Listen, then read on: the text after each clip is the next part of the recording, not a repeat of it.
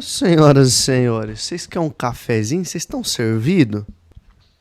Olha só, no vídeo de hoje eu separei aqui uma mensagem que aconteceu no último culto na igreja que eu congrego, com o culto de jovens, com o tema Jesus, o antídoto para sua alma. Só tem dois avisos que eu quero deixar aqui para vocês. O primeiro é, o áudio ele está um pouquinho ruinzinho, um pouquinho estourado, por conta desta captação de lapela que eu fiz. E este microfonezinho, eu coloco ele aqui, ó, bem pertinho do peito aqui e tal. Mas, neste dia, eu coloquei ele bem pertinho do meu pescoço. E que teve uma captação muito melhor, mas ficou perto demais. Daí, eu dei uma equalizada no áudio, melhorei tudo. E eu também legendei para que vocês tenham uma melhor experiência e compreensão do que está sendo dito. O segundo aviso é, se inscreve neste canal, deixa aqui a sua curtida para que o YouTube entenda que este é um conteúdo relevante. Assim nós iremos crescer e esta mensagem irá alcançar mais pessoas. E deixa aqui o seu comentário dessa mensagem. Bom, era esses avisos. Fica com a mensagem e tchau. Evangelho de João, capítulo 1. Pode deixar aqui, por favor. Obrigado. E o verso 14. E o Verbo se fez carne, habitou entre nós, e vimos a sua glória, como a glória do unigênito do Pai, cheio de graça e verdade. O Evangelho de João, ele foi escrito pelo discípulo amado. Esse discípulo amado, ele captou de perto os batimentos de Jesus. Quando eu falo que João ele captou os batimentos de Jesus, é porque a Bíblia é enfática em dizer que houve momentos que João repousou a sua cabeça no peito de Jesus. E quando ele repousa a cabeça no peito de Jesus, há mais intimidade. Porque não é qualquer um que você tem intimidade de abraçar e encostar a sua cabeça no peito dessa pessoa. Ela tem que ser muito querida, a ponto de você abaixar a sua cabeça e encostar o seu rosto no peito dessa pessoa. Então, o Evangelho de João, eu posso afirmar, nasceu dos batimentos de Jesus. Só que este Evangelho, para eu dar entrada nele, eu tenho que voltar um pouquinho. Na criação, quando o nosso Deus Pai, o Criador de todas as coisas, ele começou a dar vida a este mundo que até então era sem forma e vazio. Ele olha para a terra e fala: produza árvore, produza seres viventes, produza luminares nos céus, para que domine sobre o dia e para que domine sobre a noite. Ele começa a dar ordem. Assim vai o primeiro dia, o segundo, o terceiro. E até então, Deus ele estava dando ordem através da sua palavra. Só que o que vai acontecer no sexto dia é o silêncio. Deus para de falar. Ele cessa a sua fala. E ele começa a trabalhar com as suas mãos. Ele vai lá na água, aí pega no fundo a argila e começa a dar forma a um ser até então desconhecido. De longe, alguém está assistindo toda essa criação de Deus. O inimigo, o diabo, observa de longe a criação do nosso Pai. O diabo vê, o que Deus está criando essa terra? Está sem forma e vazio, está feio. E Deus está falando, está feio e sem forma por enquanto. Está essa catástrofe por enquanto. Porque o Espírito de Deus estava pairando sobre a face das águas. E Deus começa a dar forma. Ele começa a colocar umas vegetações estranhas. Ele começa a colocar uns bichos que não têm sentido. Porque Satanás saiu do céu. O diabo saiu do céu. Ele sabe as coisas que aconteciam lá do lado de dentro. Ele sabia que no céu não tinha nada semelhante do que ele estava acompanhando. E no sexto dia, o nosso Pai começa a trabalhar com as suas mãos. E um boneco está feito. Ele sopra a vida neste boneco e tem vida. É chamado de Keter da criação, a coroa da criação. Este mundo estaria inválido se eu e você não estivéssemos aqui. Só há sentido de estar aqui onde Deus fazer todas essas coisas para nós desfrutarmos. A partir do momento que você não tem tempo de conversar com os seus familiares, tomar um café da tarde e em um parque desfrutar das criações de Deus, você está sendo obstruído de fazer aquilo que Deus fez para você desfrutar. Então, quando sua vida tiver muito trabalho, correria, se espante. Desfrute da criação. E a coroa foi criada. A coroa da criação. Até então, parecia que estava o jogo completo. Havia seres sobre a terra, sobre as águas. Estava bonito, porém imperfeito ou incompleto. Porque a criação para Adão só vai ficar completo quando Deus cria Eva para ele. Tudo é bonito, mas incompleto. A minha vida era bonita, mas se tornou completa 1 ano atrás. Mês passado eu completei 1 ano de casado. Era bem, mas ficou melhor. Eu já era feliz e o Senhor acrescentou mais. Então a minha criação, a minha existência se tornou plausível ou significante até então, depois da minha Keter, da minha coroa. Só que para Adão não foi tão bom assim. Pois certo dia ela vem com fruta e fala, ó, mozão, que eu achei pra gente comer. Aí a gente já sabe, né? A única coisa que o nosso pai tinha falado é, não coma, porque vocês vão saber o que é bom e o que é mal. E ela achou que a serpente estava falando a verdade.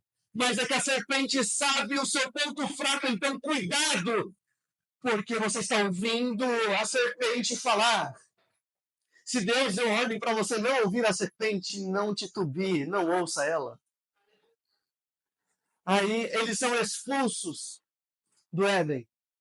E o diabo, observando de longe, falou, eu consegui introjetar o pecado, a desobediência entre Deus e a humanidade. E desde então, a humanidade vem tentando se conectar a Deus. O Espírito Santo vinha até então, de tempos em tempos, visitando os seus profetas e anunciando boas obras. Outra hora Deus fala, Abraão, eu vou fazer de você uma grande nação, sai da sua parentela. Aí Abraão sai, faz deles uma grande nação. Aí eles vão para o Egito, entram pela porta da frente como convidados, mas acabam como escravos. 400 anos, Deus em silêncio de novo. Só que o silêncio do meu Deus significa uma única coisa, preparação para a mudança de ambiente. Eu não sei se você tem sentido que a voz de Deus está em silêncio na sua vida, mas Deus ele está falando, eu estou preparando um cenário para mudar a tua história. Daí vem, nasce Moisés, o libertador, produzindo o livro de Gênesis, Êxodo, Levítico, Número, Deuteronômio, o grande libertador. Mas de tempos em tempos, a Shekinah, a glória de Deus descia, mas depois subia. E alguns anos se passam, mais uma vez, a criação está em silêncio, porque não ouve a voz de Deus falar com eles, entre Malaquias e Mateus. É um período chamado intertestamentário. Mais 400 anos de silêncio. o vazio de novo na humanidade, em querer ouvir a voz de Deus, buscar, mas não encontrar. Orar e parecer que Deus não responde. Até que Deus desce no ambiente e quebra o silêncio. E aparece para uma virgem falando: você vai conceber e vai dar à luz a um menino. E ele vai reatar a amizade com a humanidade. Ele vai reatar a conversa. Ele vai reatar as promessas que estavam até então apagadas. Ele será chamado de Messias. E lá vai ela. Gera este menino. Com um único propósito. De tocar na criação.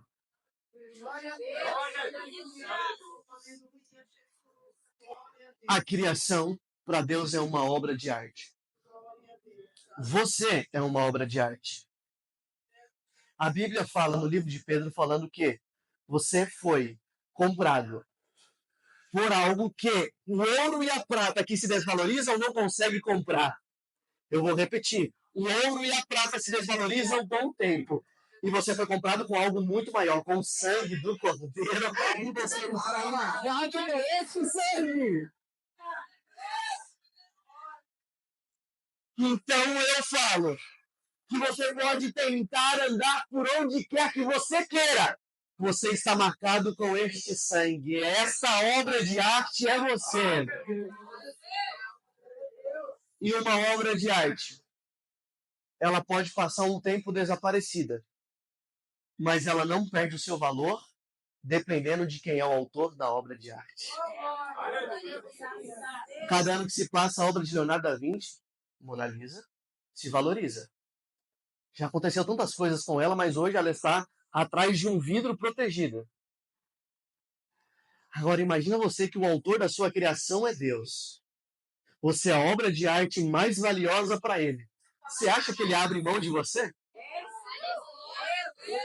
Você acha que ele ficou em silêncio para você? Não, não, é Deus falando: eu só estou preparando um cenário, porque através de você, a sua casa será alcançada por este sangue. A maldição hereditária será quebrada, porque existe um nome que está sobre todo nome, e este nome é Jesus. É o nome que está sobre o pecado, sobre a iniquidade. Este é o nome. Jesus.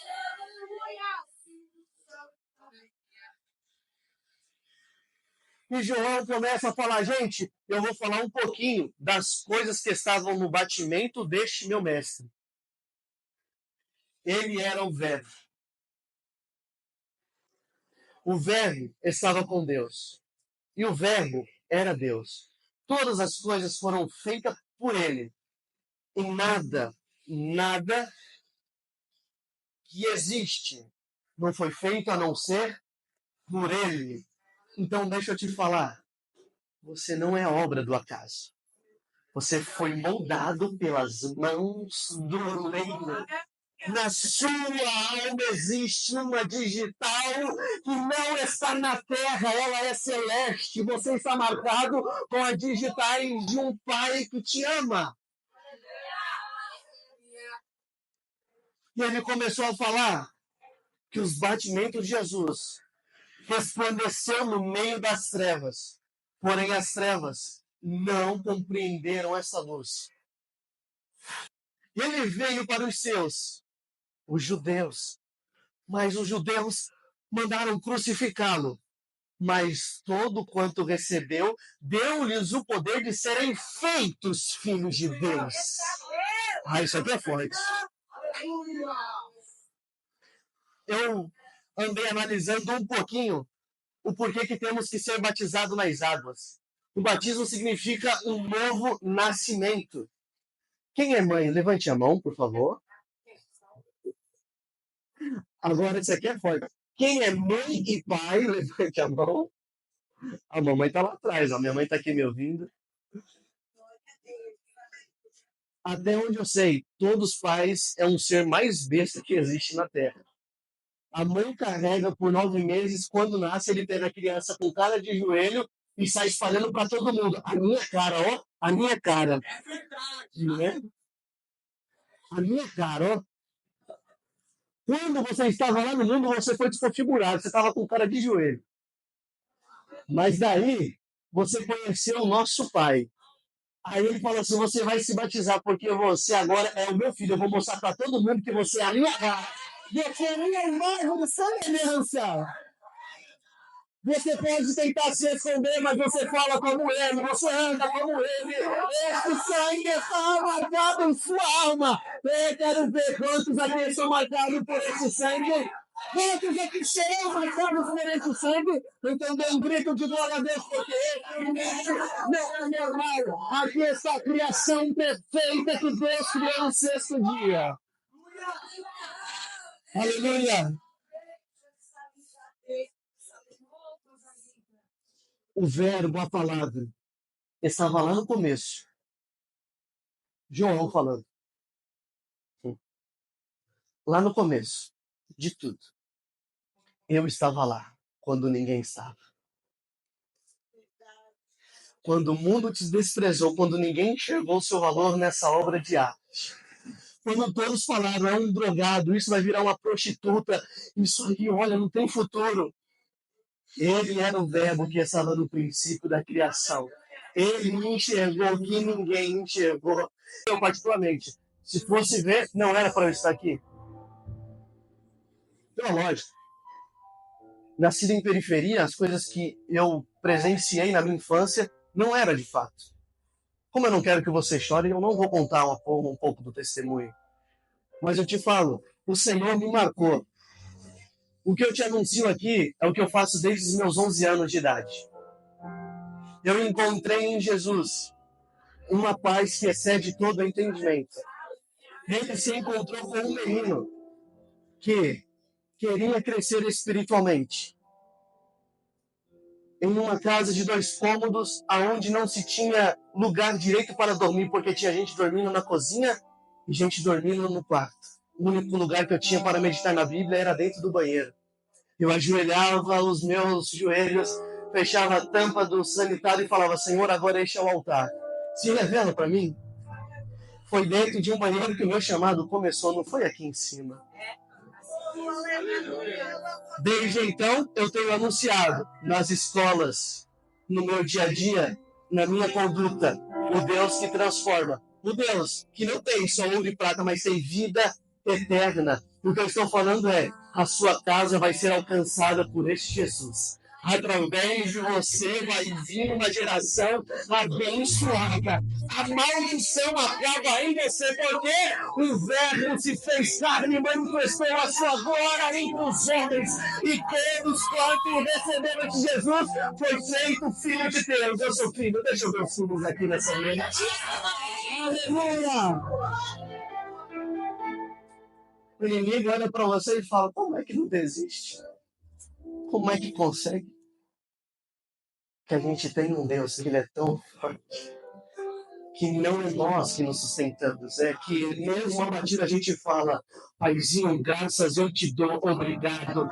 Levante a minha cabeça para que a sua glória resplandeça sobre mim, usa-me. Aí a gente tem mais um dia matando ursos e leões. Somos pequeninos, mas a mão de Deus somos grandes, somos instrumentos fortes.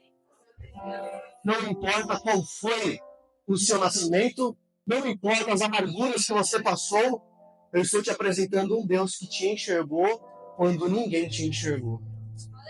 Um Deus que te amou quando todos te desprezaram. E como dito aqui, há 2000 anos atrás, o Nazareno fazia a sua oração mais pesada no Monte Getsemane, falando: se possível, afasta de mim este cálice. Daí tem uma vírgula falando: mas todavia seja feita a sua vontade. É que Jesus enxergou depois da cruz essa igreja linda que está aqui, ouvindo essa palavra revigorante para a sua fé. É que ele enxergou uma história depois da cruz que ninguém enxergou na sua vida.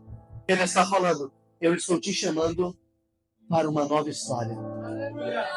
Eu vou pedir para você inclinar a cabeça, porque eu quero orar contigo.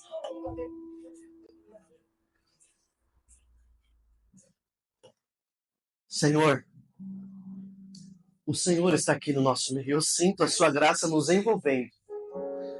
O Verbo se fez carne e habitou no meio de nós. Espírito Santo, o Senhor está aqui, eu sinto. Comece a trabalhar agora nos corações. O Senhor sabe pelos caminhos, Pai, que essa pessoa tem andado. O Senhor sabe que tem pessoas aqui, Senhor, que não aguenta mais e a sua alma está gritando, porque quer viver uma nova história.